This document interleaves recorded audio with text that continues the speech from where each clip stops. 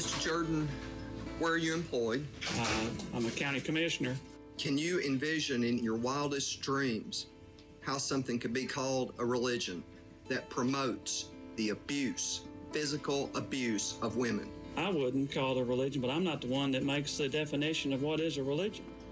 In a small courtroom in Murfreesboro, Tennessee, Islam was on trial. I've been under the impression that Islam's been a religion for thousands of years, whether I agree with it or not.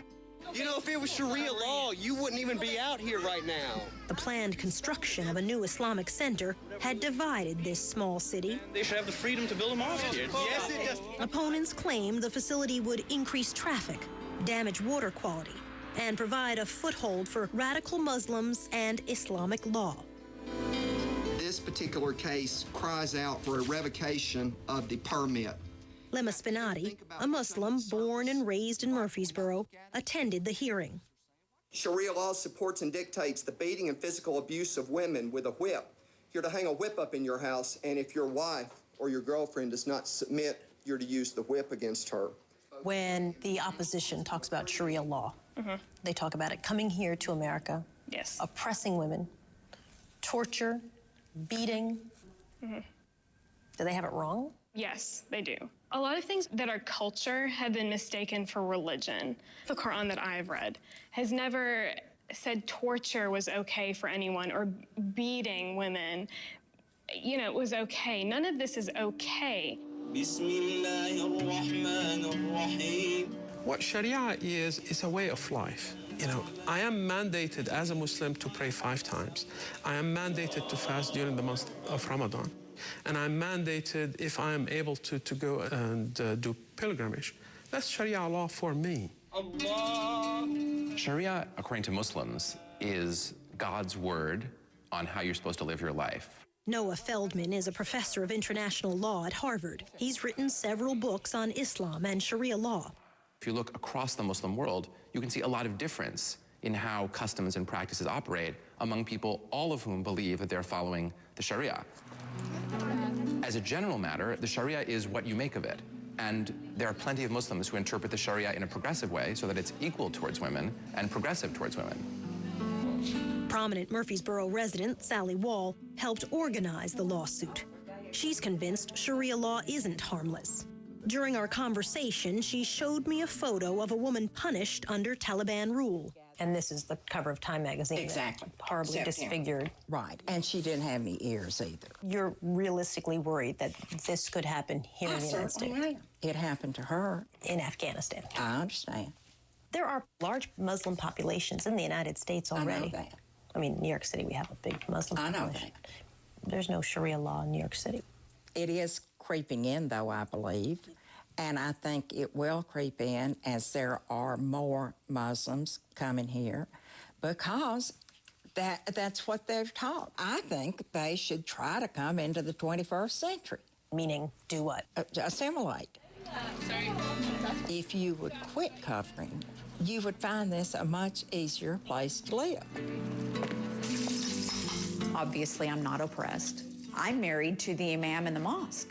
If anyone was going to inflict Sharia law or whatever, obviously it would be my husband. Give Mama Sugar's back. You know, we make the decisions here in the house as a family, just as anyone else would do. Bye, Mom. I love you. Happy day school. Should Americans be worried about Sharia law? Our Constitution prohibits explicitly any religious system becoming the established law of our country. So such a thing would be completely unimaginable in our country, and rightly so. Is Sharia a religion? During the 9-day hearing to stop the building of the mosque, There are people out there who have all kinds of beliefs.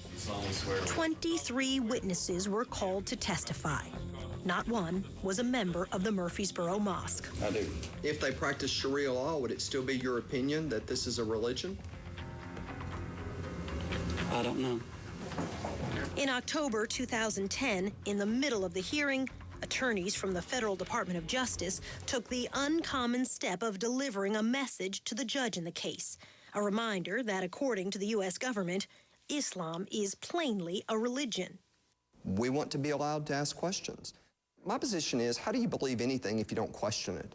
And the issue of whether Islam is a religion has never been decided I thought Islam was considered to be one of the three great religions, right? Can you tell me what you base that on? Scholars have said that. People who study it have said that. Well, you can find an expert to testify hell's an ice house, too. They can claim religion all they want, but it don't mean you're going to come in here and do this in Rutherford County. Counsel, we very much appreciate that. The judge's decision would surprise both sides in the fight.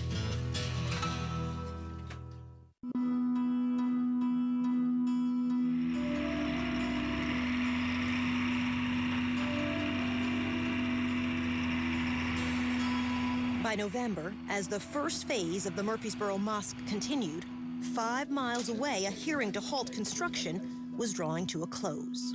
Jihad is when... Throughout the trial, plaintiff attorney Joe Brandon tried to link the Murfreesboro mosque project to jihad and Sharia law. Does it make you want to look at it with a jaundiced eye?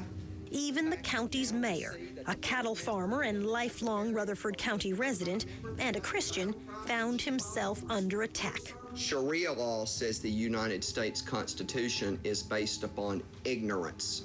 I would not support those things that you just read. What'd you vote this place in for? We didn't approve Sharia law when we approved this site plan. You would think that your elected officials would care more about the needs and concerns of the community than about an entity that we know nothing about. Plaintiff Kevin Fisher was hopeful the judge would stop the project. With all my heart and all my soul, I believe we're doing the right thing. You do? I really You're do. 100% certain? I'd pray about it every night.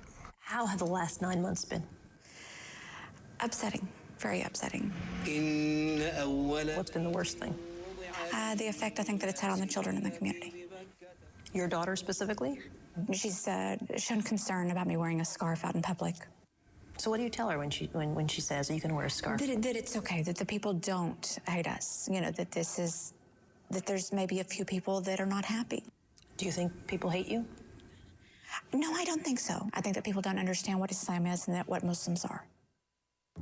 The threat of subverse Sharia. After 9 days of arguments, that's hearsay, Your Honor. We've considered the judge, Chancellor Robert Corlew, delivered his decision. It's our duty at this time to deny the temporary injunctive relief that the plaintiff sought. Joe Brandon had lost. The construction of the future Islamic Center of Murfreesboro would be allowed to continue. We're not privileged to render decisions in accordance with our own opinions, whims, or desires. We must follow the law. Should you have focused more on there was a lack of transparency, the commissioners did not do their job, more on that and less on let's talk about Sharia law? My answer to that is no. We hope to have this case ultimately before the U.S. Supreme Court to make a determination of whether or not Sharia law can coexist with the U.S. Constitution. Will you try to stop the construction again? No, we're going to continue with lawsuits. On what grounds? I'm not sure what the grounds are going to be this time, but there will be another suit, I believe.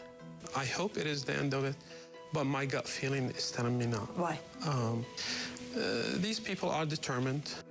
The construction of this Islamic Center is going to continue. If they build a mosque, that's their business. And their religion is their business. But when they try to put in Sharia law and usurp my beloved Constitution, then that gets on the fighting side of me. If you are saying to me, are you going to give up? No, no. If they are fighting this until the end of it, we will do the same and even more. And we will have something they don't have. We will have the Constitution in our sight.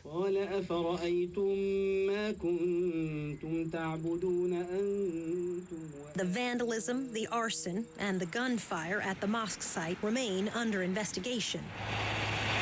The congregation continues to raise funds and hopes to begin the actual construction of the mosque in August. Have you met the Muslims in Murfreesboro? Sure. I've known Muslims forever. My sister lived in Saudi Arabia. My brother lived in Iran. Yeah, certainly I have. Have you met the ones who are involved in the mosque here? You know, I have not. They have made no effort to get in touch with me, and I have made no effort to get in touch with them.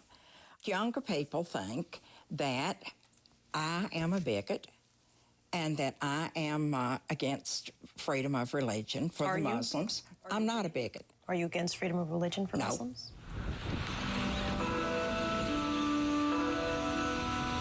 I think we're worried about our American way of life.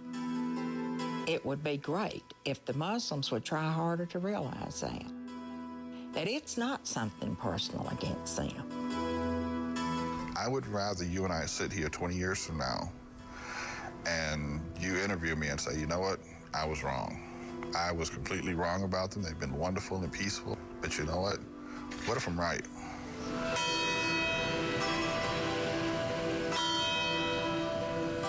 Look down the road 10 years. How does Murfreesboro look to you? I think it's going to look like before this whole thing started. I think it's going to die down eventually, and I'm really hoping that some of our opposition, I invite Kevin Fisher to the mosque whenever it's built, and hopefully they'll see that there's really nothing to be afraid of.